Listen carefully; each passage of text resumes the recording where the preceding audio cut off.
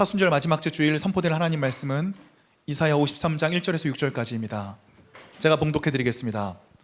우리가 전한 것을 누가 믿었느냐? 여호와의 팔이 누구에게 나타났느냐? 그는 주 앞에서 자라나기를 연한 순 같고 마른 땅에서 나온 뿌리 같아서 고운 모양도 없고 풍채도 없은즉 우리가 보기에 흠모할 만한 아름다운 것이 없도다. 그는 멸시를 받아 사람들에게 버림받았으며 간고를 많이 겪었으며 질고를 아는 자라. 마치 사람들이 그에게서 얼굴을 가리는 것 같이 멸시를 당하였고 우리도 그를 귀히 여기지 아니하였도다. 그는 실로 우리의 질고를 지고 우리의 슬픔을 당하였거늘 우리는 생각하기를 그는 징벌을 받아 하나님께 맞으며 고난을 당한다 하였노라. 그가 찔림은 우리의 허물 때문이요 그가 상함은 우리의 죄악 때문이라. 그가 징계를 받음으로 우리는 평화를 누리고 그가 채찍에 맞음으로 우리는 나음을 받았도다. 우리는 다 양 같아서 그릇 행하여 각기 제 갈 길로 갔거늘 여호와께서 우리 모두의 죄악을 그에게 담당시키셨도다. 아멘.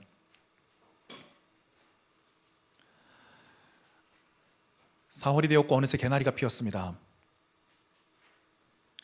이미 남쪽 지방에는 벚꽃 축제가 한창이라고 합니다. 3월 말에는 눈이 2번이나 내렸는데요, 2번이나 내린 눈에도 의연히 꽃을 피워냈습니다. 모든 꽃망울이 꽃을 피워냈습니다. 꽃들은 한마디 말도 없었습니다. 자리를 옮기지도 않았고요, 몸짓도 없었습니다. 그들은 그 자리에서 격정적으로 겨울을 견뎌냈습니다. 그들에게는 겨울이 마치 커다란 침묵과 같이 느껴졌을 겁니다. 그런데 그들은 그 침묵을 침묵으로 견뎌냈고 마침내 꽃을 피워냈습니다. 꽃들은 향기를 냈습니다. 다가오는 봄이 저와 여러분들에게 하나님이 지으신 창조 세계의 법칙을 알려주시는 것 같습니다. 자연의 법칙은 이러합니다. 항상 자연은 어느 시점인가 침묵하는 시간을 갖습니다. 그 침묵을 침묵으로 버텨냅니다. 그리고 그들은 자신들의 삶을 화려하게 피워냅니다. 우리도 하나님의 창조 세계에 있는 한 사람의 피조물로서 이와 똑같은 방식이 적용되지는 않을까 싶습니다. 우리에게도 끝없이 느껴지는 침묵의 시간들이 있습니다. 이런 시간들이 우리 인생에 꽤 자주 있는 것도 같습니다. 우리에게는 침묵의 시간이 갖춰졌을 때에 침묵을 침묵으로서 견뎌내기가 어려우므로 많은 그 외의 것들을 찾아다니기 시작합니다. 우리 마음의 아우성들을 찾아다니기 시작합니다. 이런 시간들이 우리에게는 반드시 주어집니다. 우리에게는 침묵의 시간이 있습니다. 하나님께서도 우리에게 침묵하시는 시간이 있습니다. 이 침묵의 시간이 우리에게 주는 의미는 무엇일까요? 오늘 말씀에서는 그것을 살펴보고 싶습니다. 지난 한 주간 본문 말씀을 무던히도 묵상했습니다. 이미 오늘 본문 말씀이 3월 중순에 모두 나왔습니다. 저는 오늘 본문을 쉽게 생각했습니다. 오늘 본문은 예수 그리스도의 고난을 예표하는 대표적인 본문이고 오늘 본문을 통해서 충분히 예수 그리스도의 고난을 설명할 수 있을 거라고 생각을 했습니다. 그런데 지난 한 주간 아무리 본문 말씀을 묵상을 해보아도 어떤 인사이트도 없었습니다. 몹시 괴로웠습니다. 대부분의 설교는 그 영감이 섬광처럼 다가옵니다.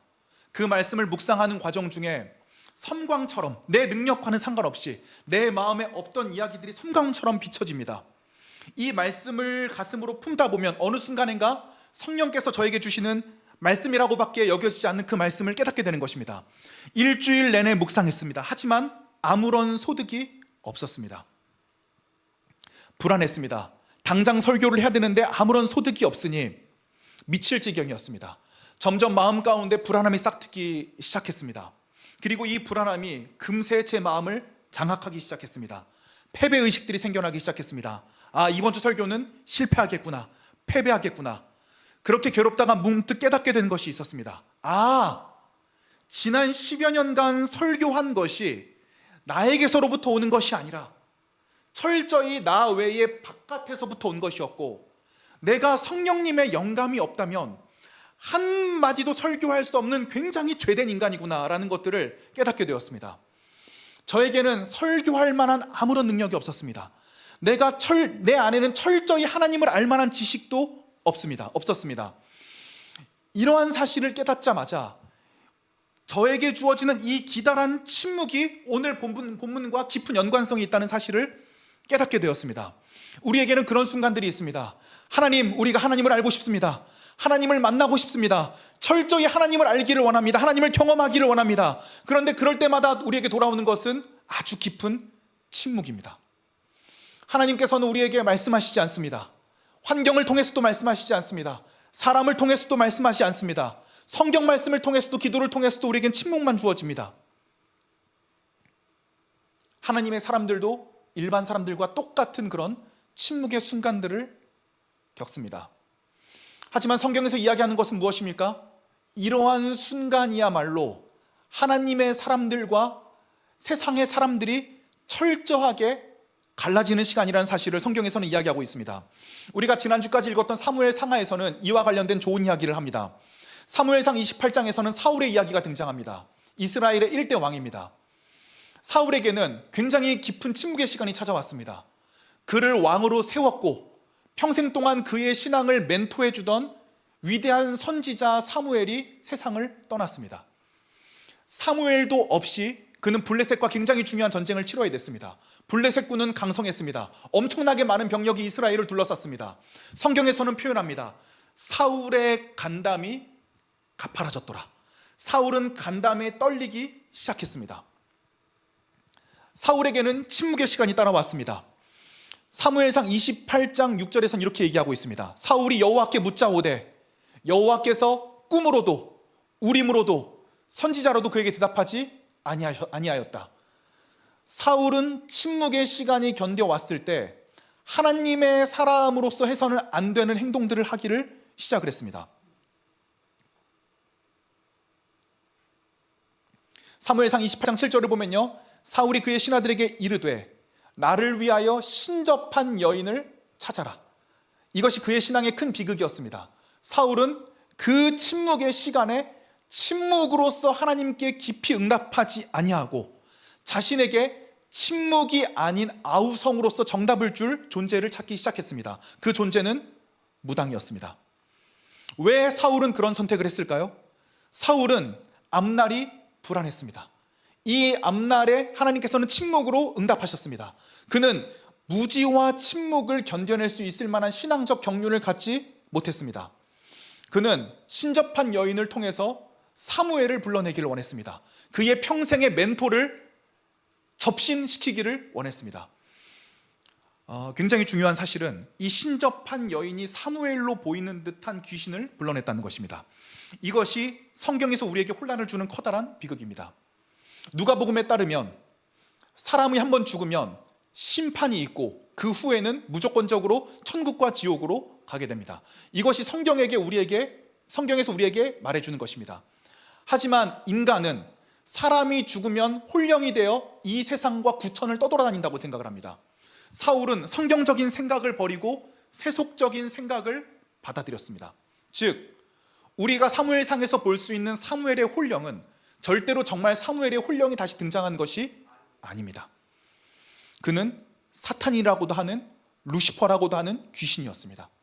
귀신이 신접한 무당을 통해서 사울에게 장난을 치기 시작했습니다. 즉 사울은 자신도 모르는 새에 귀신을 섬기게 되었습니다.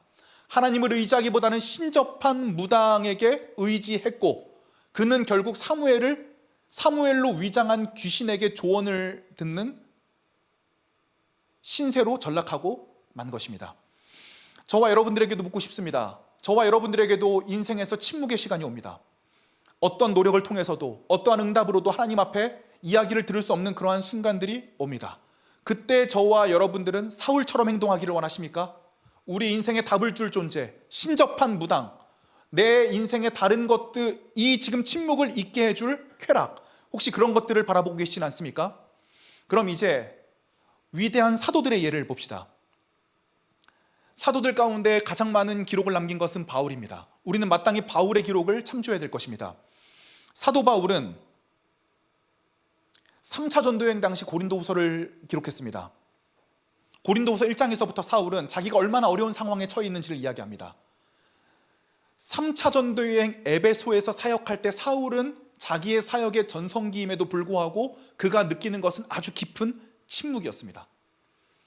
자기에게 희망이 없다고 느꼈고 자기에게 아무것도 할 수 있는 능력이 없다는 것을 깨달았습니다. 그는 하나님의 응답이 없다고 말했습니다. 그는 죽기 직전까지 내몰렸다고 얘기했습니다. 그는 너무나 힘든 나머지 세상의 끝에 있는 것 같다고 이야기했습니다. 심지어 거기서 끝나지 않았습니다. 고린도 교회와의 갈등이 깊어져서 고린도 교회와의 관계가 최악으로 치닫기 시작했습니다. 고린도 교회와 회복하기 위해서 자신의 편지를 자기의 가장 친했던 영적인 제자인 디도에게 보냈지만 디도가 예정된 날짜까지 돌아오지 않았습니다. 지금처럼 핸드폰이 없었습니다. 메일도 없었습니다. 편지도 없었습니다. 2000년 전이었습니다. 디도가 고린도 교회에 보내는 편지를 가지고 가서 어떻게 되었는지, 잘못되었는지, 고린도 교회에 어떤 갈등이 있었는지, 잘 회복되었는지 아무것도 알 수 없었습니다. 환경도 어렵고 사람도 어려웠고 자신의 방법도 통하지 않았습니다. 그는 앞뒤로 막힌 곳에 이르렀습니다. 그런데 이 가운데 바울은 놀라운 신앙적인 경험을 하게 되었습니다. 앞뒤로 막혀 있는 것 같은 이러한 상황에서 그에게서 어떠한 향기가 퍼져나오기 시작했습니다. 그것은 세상적인 향기가 아니었습니다. 구원받은 사람들에게서부터 오는 예수 그리스도의 향기가 그를 통해서 뿜어져 나오기 시작했습니다. 그는 고린도후서 2장 15절에서 이렇게 얘기합니다. 우리는 구원받은 자들에게나 망하는 자들에게나 하나님 앞에서 그리스도의 향기가 되었다. 고난을 견딘 사람들에게는 그들에게만 나오는 독특한 향기가 있습니다. 질병을 견뎌낸 사람에게는 그 사람에게만 풍겨나오는 독특한 향기가 있습니다. 오랫동안 사업을 한 사람들에게는 그 사업을 어떻게든 뚫고 나가기 위해 견뎌냈던 그 고통 속에서 나오는 어떠한 향기들이 있습니다. 어렸을 때 아주 가난하고 불의한 환경에서 그것을 견뎌내며 살아온 사람들에게는 그 사람들에게만 나오는 아주 독특한 향기들이 있습니다. 신앙도 마찬가지였습니다. 예수 그리스도를 위해 받는 고난으로부터 오는 아주 독특한 향기들이 바울을 통해서 풍겨나오기 시작했습니다. 그는 이 향기를 통해서 그리스도와께서 자신과 함께 계신다는 사실을 알게 되었습니다. 내 감정, 내 생각, 내 의지, 심지어는 내 환경과 상관없이 그리스도를 위해 받는 고난으로부터 오는 그리스도의 향기가 그를 통해서 풍겨나온다는 사실을 깨닫게 되었습니다. 왜 이런 일들이 일어나겠습니까? 왜 똑같이 고난을 겪는 하나님의 사람들에게 이런 차이가 일어나겠습니까? 사울은 그 고통과 침묵의 시간에 왜 신접한 무당을 찾았고, 사도 바울은 왜 이 고통의 시간을 통해서 예수 그리스도의 향기를 경험하게 되었습니까? 이것은 말할 수 없는 신비입니다. 하지만 고린도서 2장 17절에서는 이렇게 얘기합니다. 우리는 수많은 사람들처럼 하나님의 말씀을 혼잡하게 하지 아니하고 곧 순전함으로 하나님께 받은 것 같이 하나님 앞에서와 그리스도 안에서 말하노라.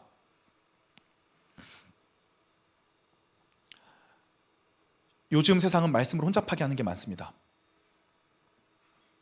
심리학일 수도 있고 다른 그 외에 정치적이고 혼란한 사회 환경일 수도 있습니다. 혹은 여러 가지 공동체 내의 다른 상황일 수도 있습니다. 하지만 바울은 이렇게 얘기합니다. 순전함으로 하나님께 받은 것 같이 하나님 앞에서와 그리스도 앞에서 말해야 된다고 이야기합니다. 무슨 얘기입니까? 교회란 무엇일까요? 예수 그리스도께서 죄인들을 위해서 죽으신 일을 선언하는 것이 교회입니다. 교회의 유일한 목적은 하나님께서 하신 일들을 성도들에게 전달하는 하나님께서 세우신 최전방에 있는 병참기지입니다. 이것은 그 어떤 사안보다 중요할 수밖에 없습니다. 사도 바울은 이 하나님의 향기를 통해서 혼잡하게 하는 말씀 속에서 하나님을 아는 지식을 더욱더 담대하게 가졌음을 이야기하고 있습니다. 고린도전서 2장 14절에서는 이렇게 얘기합니다. 육에 속한 사람은 하나님의 성령의 일을 받지 아니하나니 저희에게는 미련하게 보임이요 또 깨닫지도 못하나니 이런 일은 영적으로라 죄송합니다. 오타가 났습니다. 제가 영적으로라야 분변함이라. 즉 사울은 왜 신접한 무당을 찾았습니까? 그는 육에 속한 사람이었기 때문입니다. 육에 속한 사람이란 무엇일까요? 성령의 이끌림을 받지 아니하는 사람이란 뜻입니다. 그렇다면 성령의 이끌림을 받지 아니하는 사람이란 무엇일까요? 예수 그리스도를 주인으로 받아들이지 않은 사람입니다. 신약 성경 전반에서는 성령의 일에 대해서 우리에게 확실하게 이야기합니다. 성령은 삼위일체이자 하나의 영으로서 성령께서 임하실 때마다 드러나는 사건은 예수 그리스도께서 우리의 주인이신 것과 우리에게는 예수 그리스도를 따를 만한 그 어떤 능력도 결여되어 있다는 사실을 깨닫게 되는 것입니다. 육에 속한 사람은 성령의 일을 받지 못합니다. 그렇기 때문에 하나님의 일이 미련하게끔 보이게 되어져 있습니다. 저희 교회에는 하나님을 붙들 수 있을 것 같지 않은 상황 속에 놓인 청년들이 꽤 있습니다. 그들의 어려움을 듣자 하면요, 사실 제정신을 차리기도 어려울 것 같습니다. 저는 그들을 수년 동안 지켜봅니다. 바라봅니다. 대화를 나눕니다. 함께 작정 기도를 하기도 하고요, 기도 모임을 나누기도 합니다. 목장 리더에게 특별히 그들을 신경 써달라고 이야기하기도 합니다. 따로 특별히 신방하기도 합니다. 그들을 오랜 시간 동안 지켜보면서 깨닫게 되는 것이 있습니다. 그들이 궁극적으로 하나님 앞에 마음이 기울어져 있다는 것입니다. 제가 가장 이해가 되지 않는 지점은 이 지점입니다. 그들의 상황이 지금 절대로 하나님께 마음이 기울어져 있을 수가 없는 환경과 상황으로서 보입니다. 그들을 수년 동안 지켜봐 왔지만 그들이 어떤 도피처로서 종교를 선택했다고 생각되지 않습니다. 그들이 광신도처럼 어떤 종교적인 감정적 위안을 통해서 한눈이 팔려 있는 것 같지도 않습니다. 그들은 매우 합리적이고 이성적인 상태입니다. 그런데 그들은 이상하게 하나님에게 궁극적으로 끌리고 있습니다. 하나님 안에 무언가 궁극적으로 끌리고 있다는 것을 발견하게 됩니다. 하나님께 끌리면서 하나님께 기대도 하지만 그 기대가 번번이 실패로 돌아갑니다. 자기의 기도 제목이 하나님 앞에 응답되지를 못합니다. 상황도 나아지지를 않습니다. 그런데 그들의 마음은 결국 하나님께로 돌아옵니다. 그들은 찬양을 듣다가 이런 찬양이 무슨 나에게 의미가 있나 찬양을 내팽개치곤 합니다. 하지만 그들은 한참 동안 방황하다가 결국 찬양으로 돌아옵니다. 그들은 예배를 사모합니다. 그들이 어디에 있든지 간에 수요예배 설교에 온라인으로 접속해 있고 그들이 주일날 예배에 오지 못한다 할지라도 마음은 주일 예배에 와 있습니다. 그들의 마음은 하나님 앞에 강력하게 끌리고 있습니다. 그들 중에는 믿지 않는 가족들을 가진 친구들도 있습니다. 믿지 않는 가족들이 볼 때 이 사람은 미친 사람인 것 같습니다. 그들은 교회에 갈 상황이 아닙니다. 단순히 종교적 위안을 얻기 위해 교회에 오는 거라면 그들에게 위안을 줄 너무나 수많은 것들이 이 세상에는 많이 있습니다. 하지만 그들에게 위안을 주는 것은 오직 예수 그리스도, 하나님 한 분만에게 끌립니다. 감정적 단계에 머물러 있지도 않습니다. 그들은 그 과정들을 통해서 연단을 통해 하나님께 점점 깊이 나아갑니다. 그들을 만나면 그들을 위로하기 위해 어떠한 말을 할까 고민하게 됩니다. 하지만 그들에게 위로할 말은 없습니다. 그들이 예수 그리스도를 더욱더 깊이 있게 섬기며 하나님과의 관계에 동행할 수 있도록 돕는 것 외에는 리더로서 할 수 있는 것이 없습니다. 왜냐하면 하나님께서 그들을 이끌고 가시기 때문입니다. 때로는 신앙 때문에 자신이 바라는 것과 경제적인 어려움을 포기해야 되는 상황 가운데 놓인 청년들도 있습니다. 제가 그들의 이야기를 들으면서 저조차도 마음이 혼란스럽습니다. 저조차도 그래, 너의 이익이 중요하지, 너의 꿈이 중요하지, 이렇게 얘기하는 것이 합리적으로 느껴질 때가 있습니다. 그런데 제가 오랫동안 관찰해온 그 청년은 하나님 앞에 궁극적인 끌림을 느끼고 있습니다. 그러면 그 청년에게 이야기해야 되는 것은 어떤 이성적이고 합리적인 이야기가 아닙니다. 그들이 궁극적으로 끌리는 하나님 앞에 더 본질적으로 서 있을 수 있도록 돕는 것이 그들을 위한 것임을 저도 알고 있습니다. 그들에게 선택하기 어려운 제안을 합니다. 네가 경제적으로 손해를 보더라도, 네가 너의 꿈을 포기하더라도 하나님 앞에 신앙을 지키는 것이 더 맞는 것이다. 그리고서는 혼자 고민을 합니다. 이 이야기가 참 저 친구가 듣기 어렵겠다. 그런데 시간이 지나면 어떠한 것을 봅니까? 그들이 자기의 경제적인 이익과 개인적인 꿈을 포기하고서 다시 하나님께 돌아와 있는 상황을 발견을 하게 됩니다. 하나님께서 그의 삶을 이끄시고 있는 장면을 바라보며 그의 삶에 여러 가지 묶인 실타래들이 하나님의 방법으로 인해서 조금씩 풀려가는 과정을 저 또한 경험하게 되는 것입니다.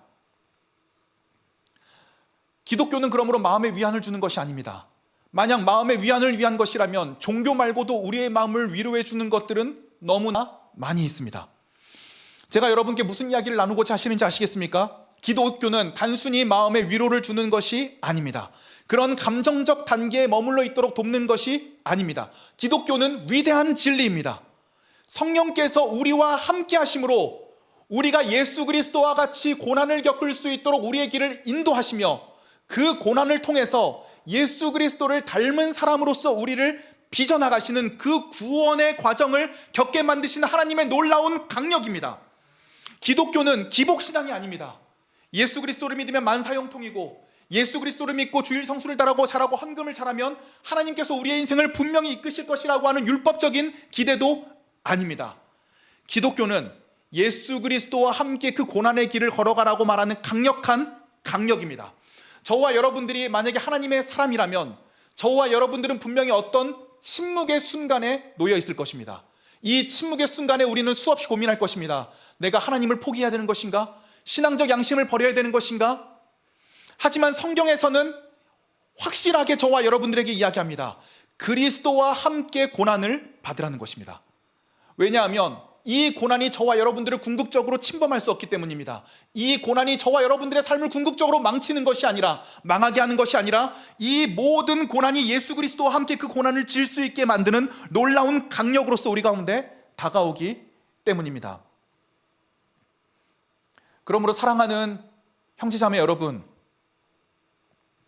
자신을 위해서 고통을 받는 것이 우리 인생에 무슨 유익이 있겠습니까?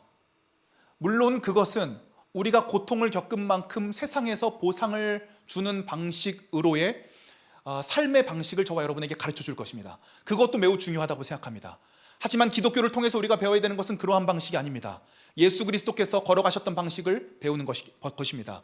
예수 그리스도께서 걸어가셨던 방식은 포기하는 것이며 손해를 보는 것이며 우리가 겪는 고난의 의미를 찾아가는 것입니다. 하나님께서는 저와 여러분들을 강력하게 붙드셔서 그 고난의 길로 여정으로 이끄시기를 원하십니다. 교회가 돕는 것은 어떤 세상적인 방식이나 심리학, 방법론을 이야기하는 것이 아닙니다. 예수 그리스도께서 우리를 위해서 어떠한 고난을 겪으시고 고난의 첫 열매가 되셨는지를 이야기하는 것입니다. 그러므로 저와 여러분들에게 그 무엇보다 중요한 것은 낮은 곳에서의 침묵입니다. 예수 그리스도께서는 친히 낮은 곳으로 오셔서 침묵으로써 그 일을 견뎌내셨습니다. 그분은 제자들이 자기를 모두 버리고 도망가는 와중에서도 침묵으로 일관하셨습니다. 빌라도가 법정에서 진술하라는 의견에도 침묵으로 일관하셨습니다. 그분은 십자가에서 수많은 사람들이 조롱함에도 불구하고 침묵으로 일관하셨습니다. 사람들은 예수 그리스도의 십자가의 고통을 덜어주기 위해서 마취제를 섞은 포도 주스로 예수 그리스도의 입에 적셔드리기를 원했지만 그것을 거절하시고 침묵하셨습니다. 그리고 마침내 그 침묵의 결과는 예수 그리스도의 죽음으로 이어졌습니다. 예수 그리스도께서 죽으셨을 때 사탄들은 본인들이 승리했을 것이라고 생각했을 것입니다. 예수를 봐라. 하나님의 아들이 인간으로 왔음에도 불구하고 결국 우리의 필살기인 죽음으로 예수 그리스도를 십자가에 매달았다. 예수 그리스도는 어떠한 변명도 없이 우리의 십자가의 죽음에 당할 수밖에 없었다. 우리는 근본적으로 승리했다. 그런데 이것은 사탄의 승리가 아니었습니다. 낮은 곳에서 침묵하는 것이, 즉 우리의 자아가 죽는 것이 어떠한 결과로서 우리에게 돌아올 것인지를 미리 말씀하신 것이었습니다. 그러므로 우리는 오늘 본문 3절 4절 말씀을 마지막으로 보기를 원합니다. 그는 멸시를 받아 사람들에게 버림받았으며 간고를 많이 겪었으며 질고를 아는 자라. 질고는 질병을 이야기합니다. 마치 사람들이 그에게서 얼굴을 가리는 것 같이 멸시를 당하였고 우리도 그를 귀히 여기지 아니하였도다. 4절 말씀 함께 읽을까요? 시작. 그는 실로 우리의 질고를 지고 우리의 슬픔을 당하였거늘 우리는 생각하기를 그는 징벌을 받아 하나님께 맞으며 고난을 당한다 하였노라. 아멘. 어느 해외 유튜버가 유대인들을 찾아갔습니다. 그리고 오늘 본문인 이사야 53장을 보여주면서 이것이 구약에 적힌 내용일지 신약에 적힌 내용일지를 유대인들에게 물어보았습니다. 유대인들은 하나같이 이렇게 얘기했습니다. 이거는 누가 봐도 예수 그리스도에 대해서 적은 것이 아니냐. 이것은 분명히 신약 성경에 적혀 있을 것이다. 그런데 그 유튜버는 이렇게 설명했습니다. 안타깝게도 이 성경 구절은 여러분들도 모두 성경으로 받아들이고 있는 이사야 53장에 기록된 것입니다. 무엇을 이야기하고 있는 것입니까? 성경을 모르는 사람들이 이사야 53장을 볼 때 이것은 마치 예수 그리스도의 생애를 이야기하는 것과 같습니다. 이사야 53장에서는 예수 그리스도의 부활의 탄생에 대해서 이렇게 얘기합니다. 그는 질고를 지셨다. 그는 많은 간고를 겪었다. 그는 멸시를 받을 것이다. 하지만 그는 침묵할 것이다. 그는 우리 대신에 많은 슬픔과 질고를 지었을 것이다. 사람들은 그가 죄를 지었기 때문에 징벌을 받았다고 얘기할 것이다. 하지만 그는 죄 없이 징벌을 받았다. 이것이 성경에서 말하는 저와 여러분들에 대한 고난의 의미이며 예수 그리스도께서 걸어가셨던 길입니다. 오늘 성경 말씀에서 이야기하는 것은 예수 그리스도가 장차 어떠한 고난을 받을지에 대해서 설명하는 대표적인 구절들입니다. 사랑하는 형제자매 여러분, 만약에 저와 여러분들이 예수 그리스도와 함께 고난을 받는다면 저와 여러분들은 성령에 이끌린 사람으로서 하나님과 함께 죽음을 경험하고 천국에 들어갈 사람들로서 인정받을 것입니다. 하지만 저와 여러분들이 하나님으로부터 오는 축복은 모두 받아 누리면서 예수 그리스도께서 받으셨던 고난을 받으셨다면 우리가 천국에 입성했을 때에 하나님께서 우리를 분명하게 경책하실 것입니다. 종찬아, 너는 예수 그리스도의 구원으로부터 오는 모든 구원에 대한 효력은 받아 누리고 내가 너에게 허락한 고통은 받지 않으려고 노력했구나. 네가 삶의 최선을 다하였지만 그럼에도 불구하고 예수 그리스도와 같은 고난을 받기를 거절하였으니 네가 어떻게 자랑스럽게 천국에 입성한다고 할 수 있겠느냐? 우리 신앙의 선조들은 어떤 삶을 살았습니까? 예수 그리스도께 받은 구원에 대한 감격과 축복이 너무나 컸기 때문에 이 축복으로 인해서 예수 그리스도로부터 오는 고난들도 함께 받기로 결정한 사람들이었습니다. 사랑하는 형제자매 여러분, 우리가 앞으로 2주 동안 사순절과 고난주간 동안만이라도 우리가 성령의 인도하심 아래 예수 그리스도의 고난에 동참하기를 원합니다. 그렇다면 우리가 받아야 되는, 예수 그리스도와 함께 동행해야 되는 고난에는 무엇이 있을까요? 오늘 본문 말씀 3절 4절에 보면 그는 사람들에게 멸시를 받고 버림을 받았습니다.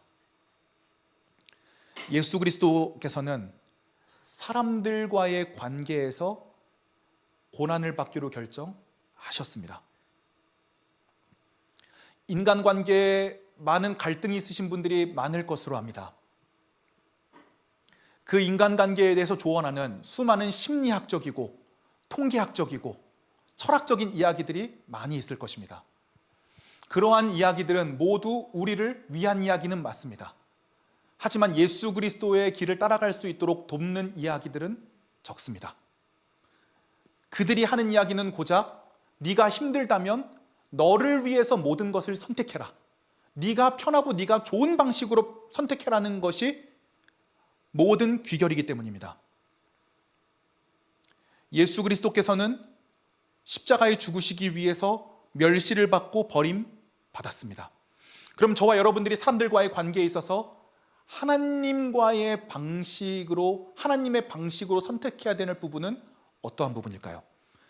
사람들과의 관계에서 하나님의 방식을 선택하는 것이 우리가 고난을 받는 것일 것입니다. 원수를 사랑하고 우리를 미워하는 사람들을 위해서 기도해야 됩니다. 내 마음에 들지 않는 직장 상사를 위해서 기도하고 올바로 행동하되 그의 부당한 요구를 거절하되 그를 위해서 기도하고 그에 대한 애타는 마음이 있어야 할 것입니다. 두 번째로는 간고를 많이 겪었다고 이야기하고 있습니다. 예수 그리스도는 질고를 알았습니다. 그분은 간고를 많이 겪고 질고를 알되 그 길을 꿋꿋이 걸어나갔습니다. 이것은 자기와의 관계를 이야기합니다. 내가 어떠한 일을 해야 되고 어떠한 방향성으로 가야 될지에 대해서 그분은 아셨습니다. 그것이 고난의 길임에도 불구하고 성령의 충만함 가운데 그 길을 택하기로 결정하셨습니다. 사랑하는 형제자매 여러분, 저와 여러분들이 가야 되는 길이 고난이 많은 길이라고 할지라도 그 길이 하나님께서 원하시는 길이라고 생각이 될 때에는 우리는 그 길로 가야 될 줄 믿습니다. 그것이 자기와의 관계에서 끊임없는 성찰들을 통해서 스스로에게 납득이 되어야 될 것입니다. 마지막으로 우리의 질고를 지고 우리의 슬픔을 당하였습니다. 이것은 하나님과의 관계를 의미합니다. 그도 십자가에 못 박혀, 예수 그리스도도 십자가에 못 박혀 죽으시는 것이 두려우셨습니다. 하지만 하나님과의 관계 속에서 하나님의 뜻이 무엇인지를 알았습니다.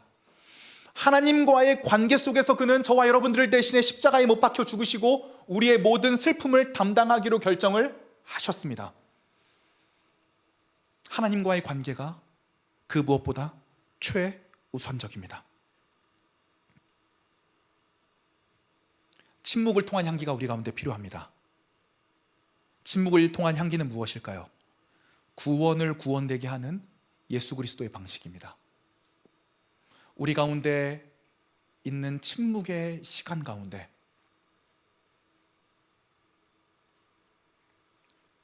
예수 그리스도와 동행하기 위해 최선을 다하며 세상의 방식이 아니라 성경적인 방식으로 이 침묵을 견디고자 하는 성령님의 놀라운 강력이자 우리에게 주어지는 구원의 과정입니다. 마지막으로 물어보고 싶습니다. 저와 여러분들은 침묵의 시간 가운데 침묵하고 있습니까? 낮은 곳에서 침묵할 수 있을까요? 오늘 저와 여러분들이 세 가지를 생각해 봤으면 좋겠습니다. 첫 번째는 하나님과의 관계입니다. 말씀과 기도를 통해서 하나님 앞에 어떻게 침묵하시겠습니까? 말씀과 기도를 통해서만 우리가 거룩해질 수 있습니다. 이것은 기독교인에게는 무조건적인 삶의 지표입니다. 말씀과 기도를 통하지 않고 하나님의 음성을 들을 수 있는 방법은 전무합니다. 삶의 문제에 대해서 하나님과의 관계를 위해 말씀과 기도 앞에 어떻게 침묵할 것입니까? 두 번째로는 나와의 관계를 말씀드리고 싶습니다. 내가 걸어가야 되는 길이 예수 그리스도를 닮은 길입니까? 아니면 나에게 유익한 길입니까? 마지막으로 타인과의 관계도 말씀드리고 싶습니다. 이 타인과의 관계가 내가 해왔던 방식, 경험과 이성과 합리의 영역입니까? 아니면 원수를 사랑하라는 예수 그리스도의 말씀을 따르는 길입니까? 저와 여러분들이 이번 한 주간 이 세 가지 관계에 대해서 자신의 생각보다는 예수 그리스도의 생각과 성경을 따름으로써 침묵하여지기를 원합니다. 목장별로 어떻게 하실지 한번 결단해 주시고요. 우리가 예수님의 길을 따라가기로 결정하시기를 주님의 이름으로 축복을 드리겠습니다. 우리 조용히 이 찬양 함께 불렀으면 좋겠습니다.